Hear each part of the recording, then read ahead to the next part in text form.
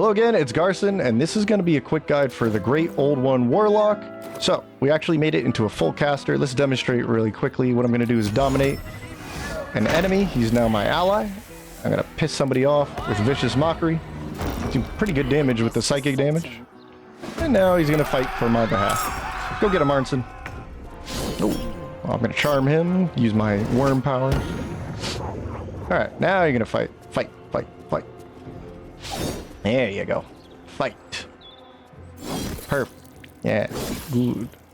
Alright, so what I'll do is reward my new ally with a telekinesis. Throw him at my buddy. There we go. Perfect. And we're going to use some speed potions, speed things up. I can land some powerful Vicious Mockery combos. In fact, let's check this out against Arnson. Uh-oh, I'm going to use Entropic. My subclass lets me cause disadvantage once per short rest. So I didn't get hit, thankfully. And if I had two Vicious Mockeries, I do a 1-2 punch. Ready? Boom. And then the second one might just kill him. Ready? Here we go. Boom. Alright. Good amount of extra damage. Oh my good. Charm. Tell you what, let's finish him off real nasty like. Coming with me, how about you sit there and wait. Hold person. And of course, hold person in the melee range is a guaranteed hit and crit. Kaboom. Alright, so without further ado, let's dive right into it. This is a quick guide for the Great Old One Warlock. And a big thank you to you guys for requesting this, going back to older builds that I did in honor mode. So I'll give you the breakdown. If you want to bend minds or you want to frighten foes or Cthulhu's your best friend, well, this is probably a subclass for you. If you've never played it before, what I've done is I've broken it down. And this is a pretty easy setup that gets straight into it because I'm not optimizing the fun with this quick guide. I'm not multiclassing. What I'm doing is if you've never played this subclass or this concept, I get to the point and it'll do its thing, do it really well. I know because I ran it in honor mode. So I'll give you some links in the videos in the pinned comment section. To keep it simple, this is basically a control caster with a strong focus on psychic attacks and psychic disarmament, right? But what it mechanically does for the Warlock, just to really keep it brief, is it gives us access to psychic spells like Dissonant Whispers. We can use Pact of the Tome to complement it with Vicious Mockery, but we get even more options with psychic spells, control spells. So control spells, to keep it simple, is a wisdom saving throw category.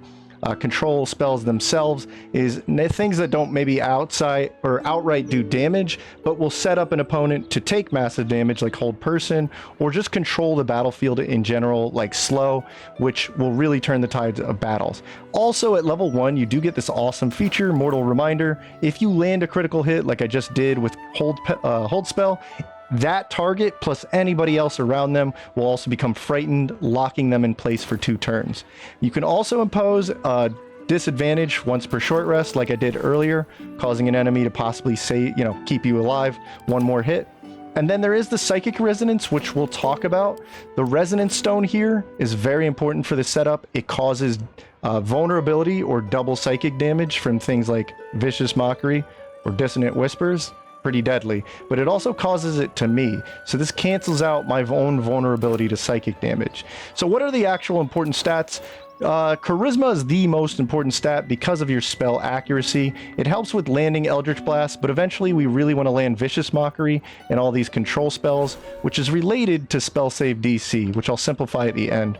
Cantrip bonus also gets more damage, so both of these cantrips are going to get a bonus from this spell save or charisma modifier right here for wearing the potent robes from Act 2. And dialogue and shop discounts, so you can literally tell people to kill themselves with persuasion and deception, which you'll get a bonus from charisma, and persuasion actually gives you a passive bonus on shop discounts.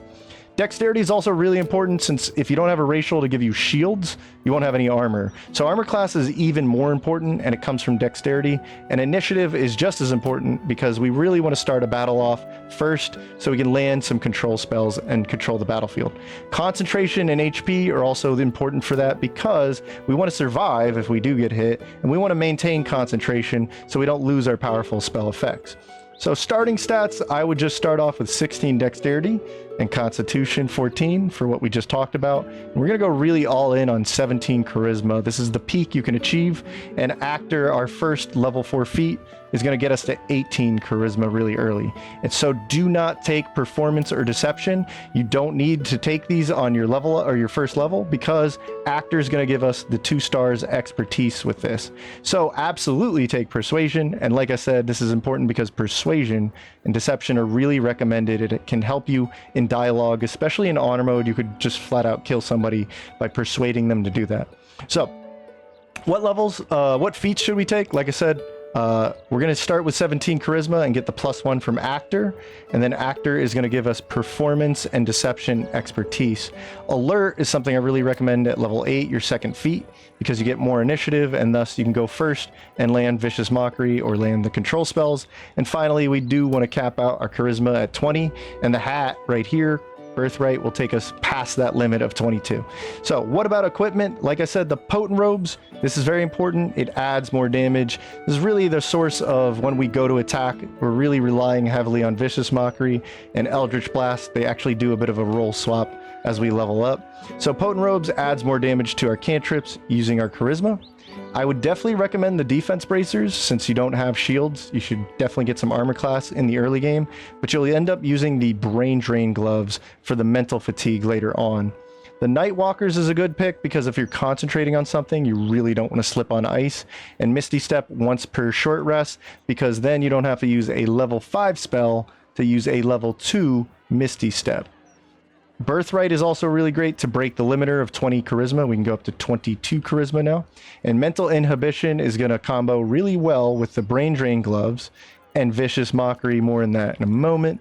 The Free Movement Ring, we definitely want to lock people down with paralysis, hold spells, but we don't want to be hit with somebody else's. So we're going to use the Free Movement Ring. And the Harper Amulet is very important to counter the disadvantage we get from the Resonance Stone, which we absolutely want to use here. The Darkfire Shortbow is going to give us a free haste without using our Warlock spell slots, and Pact of the Tome is also going to give us a haste without using our Warlock spell slots. So haste would allow us to Eldritch Blast more if we wanted to do that, or Vicious Mockery more. And spell save DC, if you just don't really know what to get something like a staff that raises spell save DC. Spell save DC is this guy up here being improved by Charisma, but you can also find gear that just flat out increases it, like this, or this amulet that gave you +2. And also Rhapsody is the best thing to use on this character because it gives us better spell save DC, accuracy, and 3 more damage per hit. Rhapsody is amazing in Act 3 from Cazador. I would definitely recommend the Vigilance Elixir. It's the same as the Alert feat, but if you don't want to take the Alert feat, you could use this. Otherwise, I would use Peerless Focus. This helps us maintain concentration with advantage. And then there's the Battle Mage Elixir option. It's going to give you +3 spell save DC all day. So how to actually play this? Oh boy. Let's explain this, because as you can see, this could be a little confusing. I'll leave the spells up and I'll breeze through this, all right? My recommendation is the invocations at level 2. Take Disguise Self. It's going to let you get through Act 1 with a lot of easy disguises like the Drow in the Goblin Camp, for instance. So we'll keep it simple. Mage Armor, you also don't have a lot of mage armor class, so you definitely want Mage Armor. You get 1 free cast of this with Invocation Armor of Shadows. Your first priority with your spell slots is always to cast a control spell in the early game. So Tasha's Hideous Laughter is a pretty good example, right? Tasha's can lock somebody down. So just don't be afraid to blow your spell slots. You're going to get them back on short rest anyway. And considering this, you actually get a lot of spell slots. Pay attention to the wisdom saving throws though. Just about all the things we're talking about here are related to the cheat sheet. Go to this page right here. You see this? A +1 bonus, not too bad. But if it had a +7 bonus, do not do it. So we're talking mostly about this guy here because just about all of these are related, including Vicious Mockery. So I would definitely recommend paying attention to that. Rely on your cantrips for damage, especially early on. Rely on Eldritch Blast for damage. So when you're not locking somebody down, your next priority is to hit some damage with Eldritch Blast. Tasha's is great for stunning 1 target in the early game for 10 whole turns. So I definitely recommend that. And then Hold Spell is like a better version of that because it will not only hold them and stun them, but then you can get guaranteed crits in melee range. Mockery if the Eldritch Blast is going to miss. If this accuracy is low, like below 50, and Mockery is going to hit, just take the Mockery damage instead. Persuasion and Deception dialogues, use these, be the quote-unquote face of the party, and tell people to either F off or kill themselves, and then you can decide to kill them right after that. Kill them again if you want to. You'll get more experience this way, especially in honor mode, where you can't take things back and reload the dialogue. So use persuasion at vendors as well. And by use, I just mean just passively have a good persuasion, because this will give you a passive discount in vendor discounts. So Act 2, Invocation should now be definitely Agonizing Blast. This is going to add your Charisma modifier to your Eldritch Blast for every single shot. So this is now your best damage currently. So you're going to use the Potent Robes to enhance that even further. And Potent Robes even affects Vicious Mockery, giving it more damage. You're also going to want to find the Mental Inhibition Ring in Act 2, because every time we do land Vicious Mockery, or really any effect with the Wisdom saving throw, it's going to make them that much weaker with the Mental Fatigue. So what you're going to use is Mental Fatigue and Mockery. By landing a Vicious Mockery, you're setting up a lot easier landing of Hold Person, or say Hypnotic Pattern or whatnot. So by using Mental Fatigue, if you're going for a powerful control spell, you may want to do this combo first. And then remember that cantrips do get stronger at level 5, so that's nice. Tasha's should be replaced by now, because it just doesn't upcast, just to keep it simple. So we can always Hold Person. Hold Person is getting better with our rapidly increasing levels 5 or whatever spell slots. The more your your Warlock spell slots go up, the better your Hold Person can target more people, for instance. And then Hypnotic can also lock down multiple people for 2 turns, so I would maybe replace Tasha's with Hypnotic Pattern. And Slow is an incredibly good spell, which can make people literally slower. They can't move as much, but also they can only use either an action or a bonus action, and they can't use opportunity attacks against your allies. So Hadar and Everds gives a lot of control on the battlefield by creating a big area where enemies really don't want to step into. And then there's Get the Resonant Stone at the end. So towards the end of Act 2, you can get the Brain Drain Gloves, which you're going to combo with Mental Fatigue and Vicious Mockery. But you also want to get this powerful stone, and you definitely want to stuff it in a backpack. More on these later, okay? So with all that said, in Act 3, we now have the setup to make Vicious Mockery the monster that it deserves to be. You can insult people to death with Inhibition, Resonant Stone doubling the damage, Potent Robes adding more damage than being doubled with Resonant Stone, and you're causing this powerful mental inhibition, which will make it easier to land spells. So you're doing tons of damage with Mockery, but you're also setting up deadly effects like Hold Monster.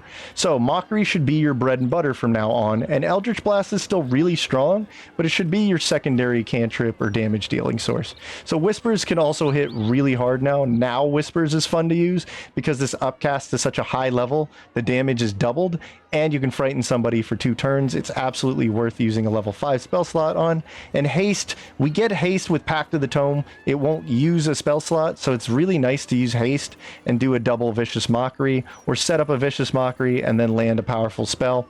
So Hypnotic Pattern should be replaced. It's not as good, it doesn't upcast, so maybe grab Hold Monster or Banishment at this point. Hold Monster is for big boss targets, where Hold Person can use humanoids. Hold Monster should be used on big boss targets like Steel Watchers or the Hell Watcher or Gortash or something. And Eye Bite is a really powerful level 6 spell. It won't use your spell slot. It's just its own thing you get to cast once per day, and you'll concentrate for 10 turns, and you'll be able to recast it with 3 really powerful effects. And Dominate Person is a great spell. You can just steal an enemy, make him an ally for 10 turns. Telekinesis can one-shot people, so you can pick them up, throw them off a cliff, literally one-shotting Orin or something like that. Or you can save allies and reposition them and put them in a safe spot. So let's go over leveling, and I'll give you some hints on multiclassing, what's popular or what's good here.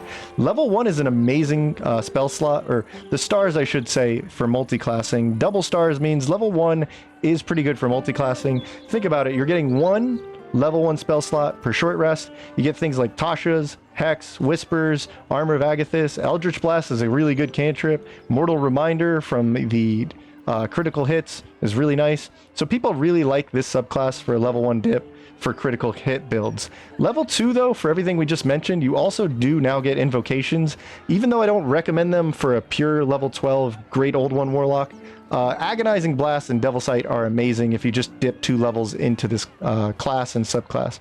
So 2 lock slots, you now actually get 2 of these per short rest, so that's nice as well. And then level 3, we actually get better spell access. We get more powerful spell slots per short rest, and we do get our Pact. I took Pact of the Tome for haste, for guidance, for vicious mockery, but you could also just as easily go Pact of the Blade and have a fighter that has spells to use. There's also the powerful Shadow Blade from patch 8, Misty Step, Invisibility, Clouded Daggers, Darkness. These are all really great choices for multiclassing and just taking some spells. Level 4 though, just take your first feat. I wouldn't multiclass, because at level 5 we get level 3 spell slots, 2 per short rest. We get level 3 spells like Slow, Hadar, Hypnotic Pattern, Counterspell, right? And we can also learn spell as an invocation, but the Great Old One Warlock actually learns it as just part of their spell list. So you get 2 options here if you want to access Slow. And then also we get another pack, or we upgrade our pack to getting Haste, or for Pact of the Blade, this would mean we get 2 attacks with our melee weapons. So level 6, we get Entropic Ward. That was the reaction that gives us, gives enemies disadvantage once per short rest right here.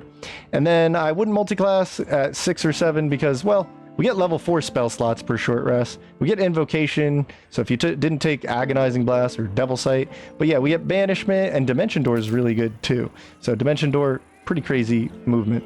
Level 8, there's your second feat, but let's multiclass maybe at level 9. It's not the best multiclass, but you do get your level 5 spell slots, 2 per short rest. Very powerful upcasting.